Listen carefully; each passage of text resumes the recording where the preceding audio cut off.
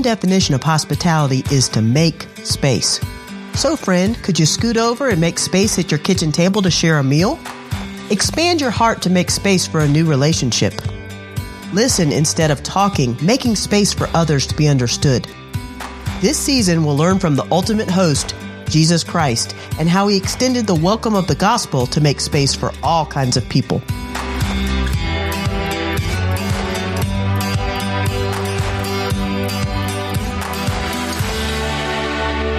Welcome back, friends, to the Encouraged Podcast. We're in the middle of a series called Scoot Over, Imitating the Hospitality of Christ. And you knew we were going to get here eventually. We're going to talk about Mary and Martha. You thought we were going to start with it, but here we are right in the smack dab in the middle of it. We're going to talk about these dear ladies who often get a bad rap, right? Yes. And matter of fact, even my mother said this, who taught Bible studies and Sunday schools forever. She was like you could tell, we're just not so sure that Martha is really being understood correctly. Right. We feel like we have to. Usually what happens, in my personal opinion, because I've been called a Martha before, we feel like we have to defend her. We feel like we have to get in and just really defend her. So I don't know about you. Have you ever been called a Martha? Don't be such a Martha. Maybe not exactly that boldly, but it was definitely insinuated by some people maybe I'd love, like my husband. But I'm such a critic I have such a big inner critic voice that I just called myself a Martha. And yet at the same time going, won't somebody help me though not be a Martha? If you would just, last night, I have to say this. I was so tired and I was at the grocery store for dinner at 6. Okay. The reason it was so close. That's close. It's close. And I was like, man, nobody's here. It's because they're all eating dinner. Okay.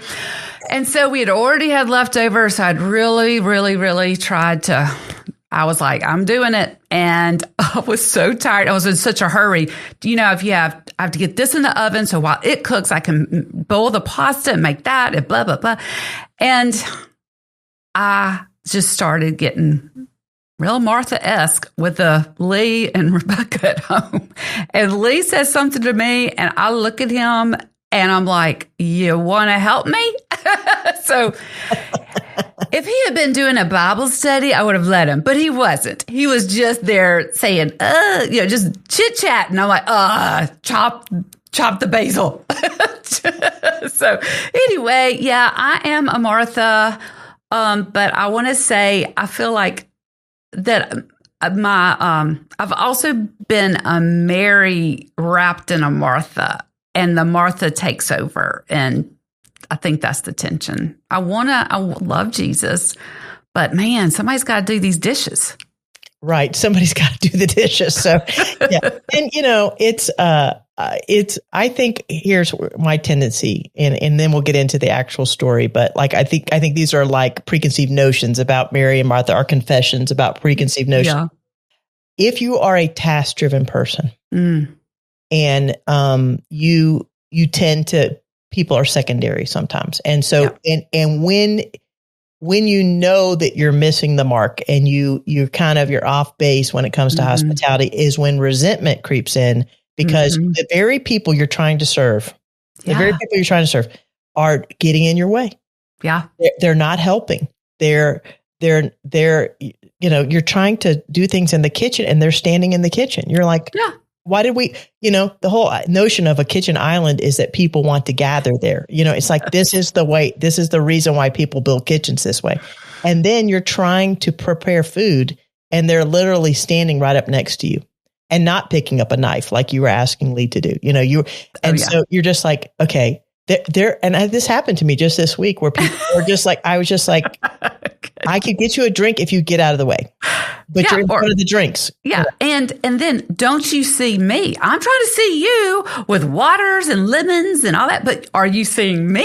It's just so is like the eye of Sauron on yourself. Like, I need this now. And no one's appreciating me. And that's what I feel the tension is. I know exactly why Martha said what she said, because it's not just you have too much to do. It's no one's helping. No one's on your bandwagon.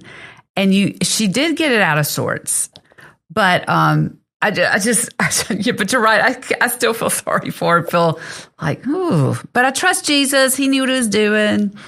He had a bigger lesson in mind. So let's read about that. Instead of just doing our own commentary, Luke chapter 10, verses 38. We're going to go through 42. So I'll read the first couple of verses. Now, as they went on their way, Jesus entered a village, and a woman named Martha welcomed him into her home. Hospitality, right there, underline that. Yes. And she had a sister called Mary who sat at the Lord's feet and listened to his teaching. But Martha was distracted with much serving, and she approached him and said, Lord, do you not care that my sister has left me to serve alone? Therefore, tell her to help me. And Jesus answered and said to her, Martha, Martha, you are worried and troubled about many things, but one thing is needed, and Mary has chosen that good part, which will not be taken away from her. Love it. Okay, so let's talk for just a second. Martha was distracted. She could not, she did not keep the main thing. And Jesus puts his finger on her heart. Yes. Oof. Okay. Because there are tasks to be done. Okay. So we think that's number one. But he goes, no, really, your problem is you're anxious and troubled about many things. He doesn't really get into what all those things are. Yeah. But see, Jesus knows what's going on in our heart. He knows our inner motivations for why we do what we do. She welcomes Jesus into her house, but her heart is not in a good place. No. So let's talk about that for a second, like how that might happen. Well, I'll tell you this. I learned this lesson a long time ago. We were a community group or covenant group or, whatever you'll call it, shepherding group leaders. And I got so bitter and worn down because I thought it had to be done a certain way. I thought we had to always meet, even if no one but me would host. Like, it just kind of got to be like, if I don't do it, it's not happening. I also realized that if we did not have like a starch, a meat, a green vegetable, a dessert, tea, it still would be a meal if we just had bread and butter. And you know what? Next time, maybe they'll bring better stuff. Like, I just had to start getting I know my attitude of hospitality is not good. And I got so bitter and so worn down, and I was not in the right space. I remember it went past what they couldn't see to what they could see is that I was rude to somebody in my home. I just was rude, straight up, bad move as a hostess, as the leader. It was so unkind what I said. And it was just because I was like, rah, I just was like Martha, and I mess up a lot when I have allowed my heart to go too far into bitterness and exhaustion. And then I start blaming other people for causing that for me, when really I'm the one. I was distracted by too many things. And the one thing that was needed were my guests to meet Jesus. And that happens whether you got a full course meal or not. That happens whether you're like, we can't meet this month. Well, okay, we'll meet next month. I mean, I think Martha had expectations, if she's like me, of what it had to be. And it really turned out that it went opposite. I did not reach my goal, even though I thought I was, by doing tasks. Right. And they were unspoken expectations. And this is where we get in trouble, is we have these unspoken expectations. We project them onto other people. They have no idea. And, in one of my Martha-esque kind of moments, people are like, you should have other people help you. You do too much. And I was like, okay, everybody bring something next week. You know what happened? Because we serve lots of young people. Can you imagine? It was all bags of chips. So we had like Doritos and like Ruffles, and we had different kinds of potato chips, tortilla chips. And I was like, okay. And my snarkiness, I was like, well, okay, we'll just have like a chip contest, and we'll decide which chip everybody likes the best, But we don't have anything but chips. We got chips and drinks. And so it's like, what are we doing here? Because in my mind, my expectation was that we would have actually a protein and a salad and things like that. Oh, yeah. But now I had a counter full of Doritos. And so that, I missed the main thing. The main thing was that people were coming to gather and learn about Jesus. And instead of laughing about it, I got upset about it. Yeah. Oh, and I didn't get upset in front of them, but I got upset inside. I'm sure they could see my eyes roll or whatever I did. Come on, people. Or you and Chris looking at each other across the room like, can you believe this? I'm going to you should tell your mother that you brought a bag of Doritos to, no, that's what I wanted to say. Or I'm on the phone or texting off my kid list going, next time somebody invites you over, at least get something fresh from the counter, not chips, just funny. But you know what? They were probably like, this is the best dinner I've had all day long. I have all the chips. Well, and that's exactly what happened was some people was like, I never buy those chips. I love those chips. And it was like, it was a treat for them. And it was like, okay, Karen, keep the main thing, thing. Yeah. Okay. And so we see Mary and she's sitting before she serves. She's sitting before she serves. Now I want to serve and then go sit down. That's the order that I want to do it. But she's sitting first at Jesus's feet. And then we see her serving. We see her serving throughout the rest of gospel narratives. And, as she comes alongside Jesus, even in his death, but why do we need to sit before we serve? I think we need to sit before we serve because when we sit, we see the why. And when we serve, that's the how. And you have to start with the why first for everything. Yep. Why do I, I don't know. There's something, but that's the main thing. Like, it's the why that gives me fuel to do the how. And actually, I will do it better if I'm aligned first with the why. I love it. Yeah, we have to have a gospel why.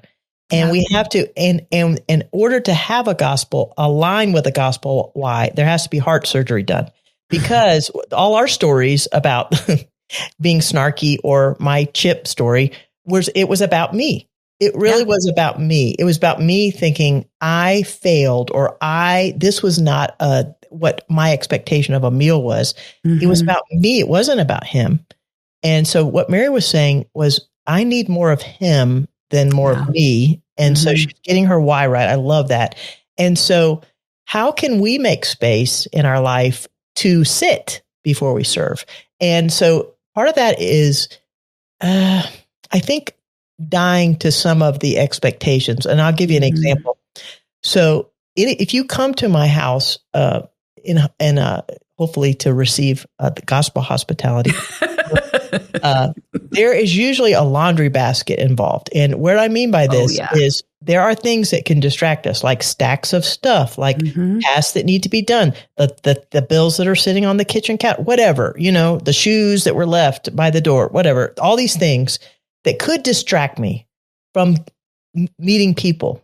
Sometimes it's what's like sitting on the porch or whatever. I don't know. Yeah. But I get a laundry basket. I run around before you get there. And it's all sitting there waiting for me after you leave. It's usually in a closet that nobody goes into or on top of the washing machine. But it's me trying to get rid of the things that could keep me from keeping the main thing. And so usually those things are in a laundry basket. You know what I mean? They're in a laundry basket. Oh, yeah.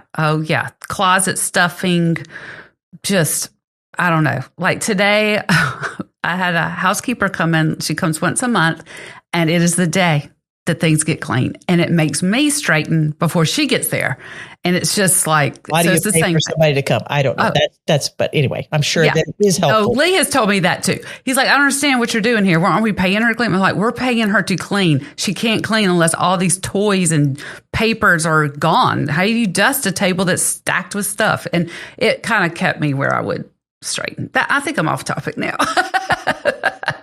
Well, these things distract us is what I'm trying to. Yes. And I will say, like, there is something about going to someone's house that there's a realness kind of chaotic that makes you feel at home, because homes are usually a little chaotic.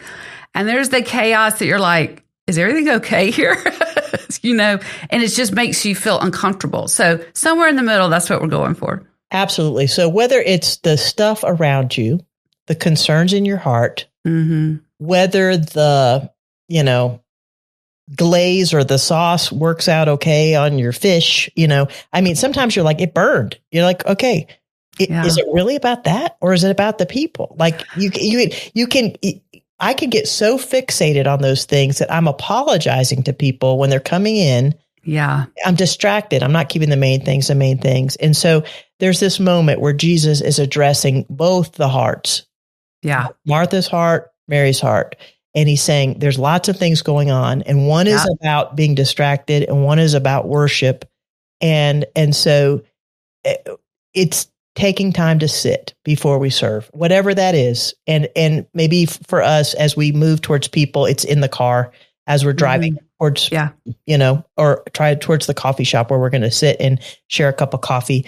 But we're saying, I'm going to cast my cares on you because I know you care for me. I can't come in so cluttered and so distracted because I'm not going to be able to focus on the person. Right? That's exactly right. And another thing I've been learning or mindful of, I'm in a pretty busy season right now. So my task-oriented, my Martha side says, you are really pushing, like you've got to work extra hours, get her done. We're in that phase of, it's going to have to be, you're going to be up before dawn on this one. I think of the Proverbs 31 wife who woke up early and went to bed late. I'm like, I hate her. But anyway, I digress. But I've tried to decide, because the two things that go when I'm in that mode is exercise and my quiet time. Yeah. The exercise keeps me from stressing and saying mean things to people that I love, like at dinner the other night, or when they said, all you had to say is, no, thank you. But I had to go into, I'm not doing well. Y'all better be helping me. That's what exercise does for me. Quiet time or a devotional, whatever you want to say, when you literally do what Mary did, you sit down and you talk to Jesus and you listen to Jesus. And that may be 5 minutes. It may be when you're locked in your bathroom. It may be, I remember when I had little children that I would go, my time to pray or to read maybe a verse was over the diaper changing table, because that's all I had. But I have found that what my body and my mind say is, you don't have time for that. You've got to get it done. But I found that when I do those things, especially the why, which is with Jesus, it kind of, I'm so much more calm doing them instead of just running around like a chicken with my head cut off. And I don't know. And I'm not saying be legalistic about it. Like this morning, I was like, it's going to be a short one, Jesus, and you understand. And I did the short exercise class this morning, which is like in and out 30 minutes, And I'm clear-headed. And that is a joy. And so Martha probably was not clear-headed that day. Yeah, she wasn't. And so we're going to extend grace to her, just like Jesus extends grace to us.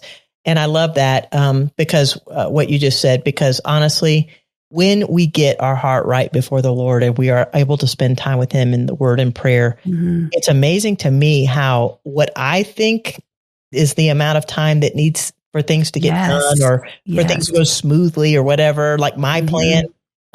When I put him first and seek him first, all these other things get added unto me. Like, in other words, all the other things all work out.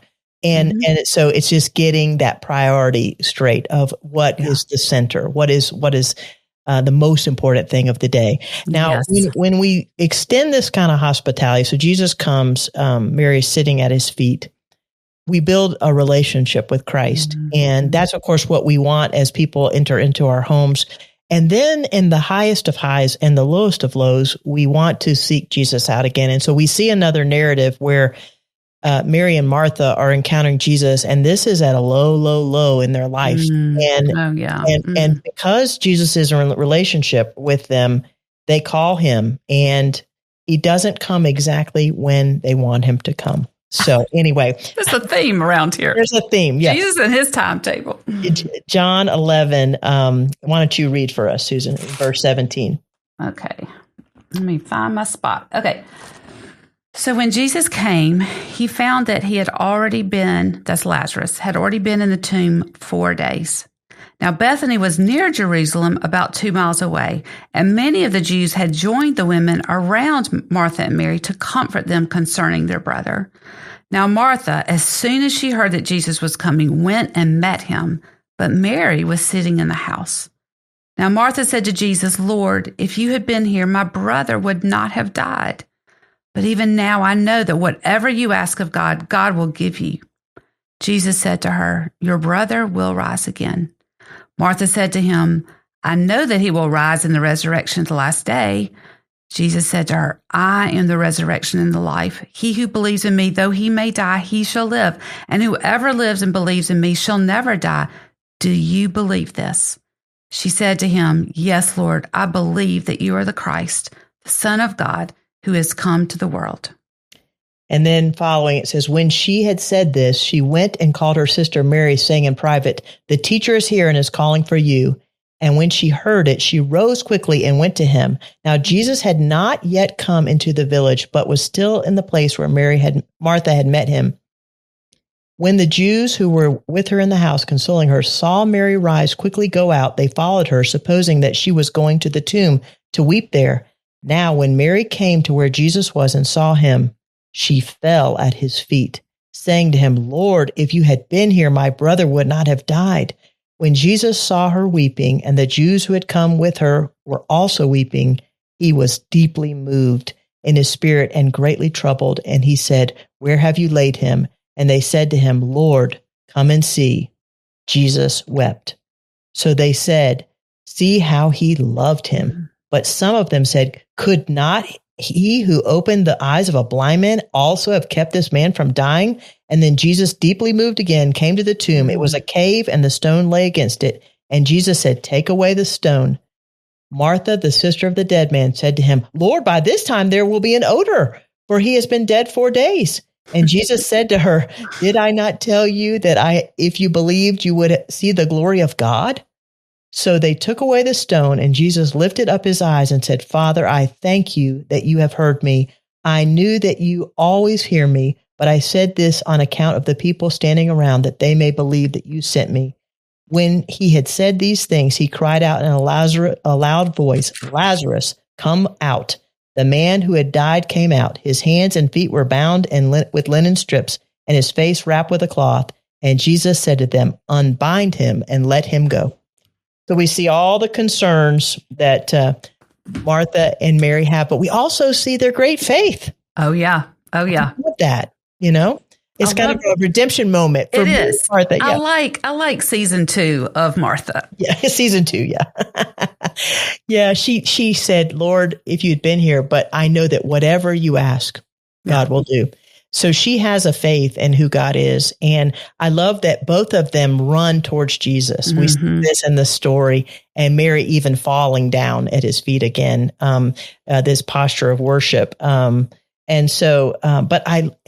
how about the verse that we all memorized, the shortest verse in the Bible? Oh, yeah. That so many kids said that to get candy at my church. I think I had to make a rule. You can only do it once, y'all. Do you even know where it is in the Bible? But I know the shortest verse in the Bible. Yes. Give me my candy. That's right.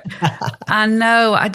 There's so much. If you just really picture this story unfolding, it's just so emotional.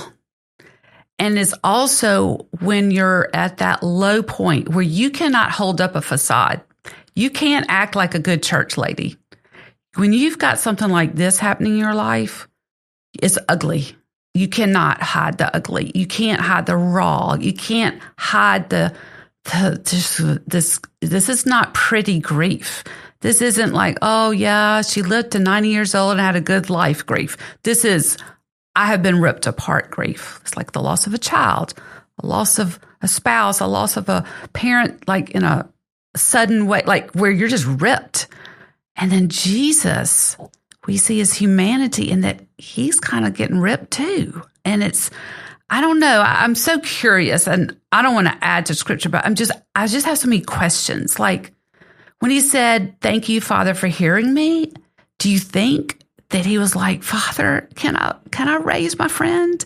Can I have a special miracle for my person? And I don't know. I just am just all the details and picturing how Martha, she was clear-headed enough to go to Jesus first. Like And then, but once Mary knew, like she went and got Mary because she needed somebody to say, he's here. And then she took off. So you see them not going toward even the tomb like everybody else assumed. They're going to the person that they love, that has the power. They're not going to Lazarus's grave. They're going to Jesus. Yeah, they're going to Jesus. He's the one who's got the power. And why? So he's asking again, put to their hearts, do you believe? Yeah. Do you believe? And she's, yes, I believe. And then he says, I'm praying this out loud so that everybody would understand, but also that God's glory would be put on display. Yeah. So God is always doing things so that he will be magnified and glorified. Mm-hmm. And sometimes we get to participate in that, which is really a great privilege. It really is. I remember the task driven, I'm forever like, in the kindergarten of putting my task aside. But, I will never forget when I was, I think I was 37 years old, and we had 2 young people die in our church. Oh, and they were our age. So we were the same age, and our children had grown up together. And the Lord used that as a way to train me in thinking in light of eternity. I think I was very focused on the temporal and very focused on task. And we were sitting at a kitchen table. This young mom who was very dear to me. I'd watched her become a believer. I'd been in her house many, many times, sitting at that same table, eating dinner on Sunday night where our kids played in the pool. We were in a small group. I mean, I had a lot of memories sitting around that table. And I had a clipboard in front of me because we were planning her funeral. Oh, and so we're sitting there. And as the pastor's wife, I'm sitting there trying to make a list of things. And one of the women at the table, and of course, you're like, this is kind of the age old, do pastors' wives even have friends? But she looked at me and she said, Karen, she was very dear to you. Lisa was very dear to you. And I started bawling because in that moment, first of all, that other woman saw me as a person. That's right. And then also because it was, I was very easily, sucked into the task. I had a Martha moment, but also had this Mary moment of saying, God's doing something here, and he's doing something in my life. He's doing something in our church, our little church plant. And, but I was able to weep at a table in a safe place. Safe place. Yeah. Well, because I think when I'm stressed, tasks make me feel like I'm under control. That's right. And it just is such an illusion. But that friend, thankfully, she saw you and she was taking care of you. Because you're always taking care of everybody else. Right. She is taking care of you. Yeah. And it was very tender. It was very sweet. And I'm not saying that doesn't happen other times, but I always go back to that moment. Yeah. That Linda was her name. She said, she was very dear to you. And I know how much you loved her. Beyond this is your job, your role to love her, right? Which was so sweet. And I did. I adored her. And she taught me so much. But anyway, where I'm going with this is when the hospitality of the gospel engages our heart. And we see this when Paul talks in 1 Thessalonians 2:8, and it's sitting right here on my desk. So I'll just pick it up. It says this. It's a. Oh yeah, that was like a little Eden Flora piece of verses. So, being affectionately desirous of you, we were ready to share with you not only the gospel of God but also ourselves, because you had become very dear to us. And there's this idea that over time, these people have become dear to Paul, and he's ready to share the gospel and his life. And that is at the heart of this gospel hospitality. We're ready to share. We're ready to share. And that's going to be costly. Yeah. And it's going to take us, there's going to be highs and there's going to be lows. And we're going to have parties and we're going to have funerals. And we're going, but the truth remains the same if we keep the main things. And so I think that's what I see in both of these stories is that Jesus is there at the highs and at the lows. At both of those places, he's doing heart surgery to make sure that we believe in him. Oh, yeah. My sister has lost 2 adult sons separately, a few years apart. And actually, anyway, I'm already about to cry with your story. Now I'm about to cry for my story. Anyway, it's not mine. It's really my sister and her husband's. Anyway, so we had funerals before we had weddings. And we have now started some weddings. And I will say, this sounds weird, and maybe it's just our family. But even in the funerals, while we were sad, we were still just so glad to be together. I'll never forget my sister coming up to my mother's house, and they had her son had been cremated, and she was holding the box. And you're just like, what do we say? How do you even say anything? How do I help my sister? I mean, we're all shocked. As she comes in, and this is so my sister, she looks at me and goes, here, hold Miller. And then she has to go to the bathroom or something. And I'm just like, what did you just say? I mean, it's just so family-ish. It's just death and life is so part of our world. And if we, you almost become closer at a funeral because to be there, you're really real. You are part of the intimate family. Absolutely. That creates a bond that it was really hard to break once you've crossed into that intimacy with other people at church like you did. Yeah. Well, and that, as the word says, better to go in the house of mourning. It's like, that's weird. It's but weird. No, yeah. But there is an intimacy. There is with Christ and with other people. And it also helps us to then step out in faith and continue to live in light of eternity. And so in that moment, there's both weeping and celebration when Lazarus comes out. And it's as we do life with other people and we extend hospitality, this is the invitation of this entire series. There will be highs, there will be lows. Mm-hmm. And as we are in relationship with Christ and other people, the prayers that they become so dear to us that we either are rejoicing with those who rejoice or weeping with those who weep. And it's a privilege to be at both of those places. Oh, it's such an honor. Like when my sister handed me that box, I felt like I was like at the right hand of the queen. Like I was her. Like I was so honored to be trusted and that she saw me as a sister, because that's how I want to be seen by her. I want to be there for the ugly. And that was as ugly as you can get. Of course, they are just witnesses to me of how to be grateful and sad at the same time. And it's just, I'm honored to be able to watch that. And I'm in amazement because that's how God works. And he's doing a great work in John and Olga. So, and then there is something about this resurrection power. Mm-hmm. And you're going to have to quote me. You know Ephesians better than I do, but I think Ephesians 3:20-ish. He says we have abundant power. We have the power that raised Lazarus from the dead. That's what his Spirit gives us. So if you're scared to go into those places and go, I'm going to mess this up, you're forgetting the power that Jesus is giving you. And if you're the one sitting by the grave going, how do I do this? How do I breathe without half my lung? Because I've been married for so long. I don't know how to do it. Jesus says, I have a resurrection strength power for you. And that doesn't mean we're not suffering. It just means he's got you. He's got you. And yes, as Martha said, one day, yes, we'll all be raised. So we point our eyes to that.